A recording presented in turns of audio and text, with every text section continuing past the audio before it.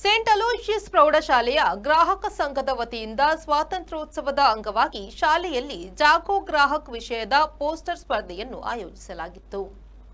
ಸ್ಪರ್ಧೆಯಲ್ಲಿ 40ಕ್ಕೂ ಹೆಚ್ಚು ತಂಡಗಳು ಉತ್ಸಾಹದಿಂದ ಭಾಗವಹಿಸಿ ಗ್ರಾಹಕ ಜಾಗೃತಿ ಕುರಿತಂತೆ ವಿವಿಧ ವಿಷಯಗಳ ಆಧಾರದ ಮೇಲೆ ಸುಂದರ ಪೋಸ್ಟರ್ಗಳನ್ನು ರಚಿಸಿದ್ರು.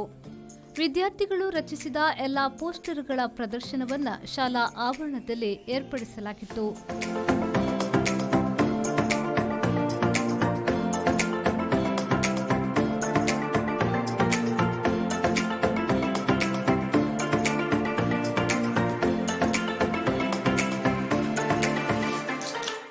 ಕಾರ್ಯಕ್ರಮವನ್ನು ಉದ್ಘಾಟಿಸಿದ ಶಾಲಾ ಮುಖ್ಯೋಪಾಧ್ಯಾಯರಾದ ಜಾನ್ಸನ್ ಪಿಂಟೋ ಎಸ್ಟಿ ಅವರು ಮಾತನಾಡಿ, ಗ್ರಾಹಕರ ಹಕ್ಕುಗಳ ಬಗ್ಗೆ ಜಾಗೃತಿ ಮೂಡಿಸುವುದು ಪ್ರತಿಯೊಬ್ಬ ನಾಗರಿಕನ ಕರ್ತವ್ಯ.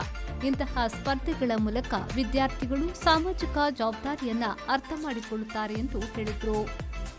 ಉಪಮುಖ್ಯೋಪಾಧ್ಯಾಯರಾದ ಲ್ಯಾನ್ಸಿ ಡಿಸೋಸ್ ಅವರು ವಿದ್ಯಾರ್ಥಿಗಳ ಸೃಜನಶೀಲತೆ ಮತ್ತು ಶ್ರಮವನ್ನು ಶ್ಲಾಘಿಸಿದರು.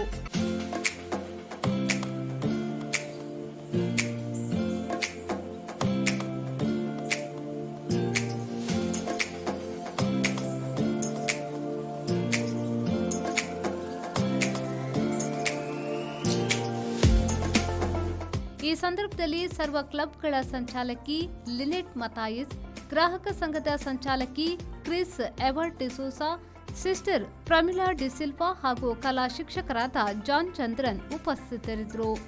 ನಾಗೇಶ್ ಕಾವೂರು, ವಿ4 ನ್ಯೂಸ್, ಮಂಗಳೂರು.